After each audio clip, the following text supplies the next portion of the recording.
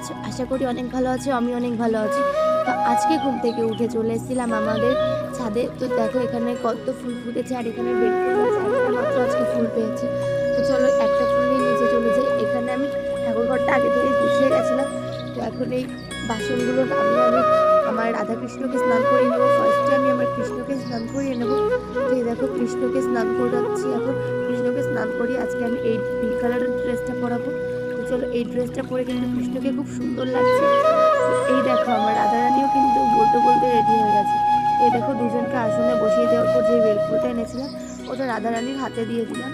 তো এই যে আমার ভোগও রেডি হয়েছে, এখানে শিব ঠাকুরের মাথায় জল দিয়ে দিয়েছি।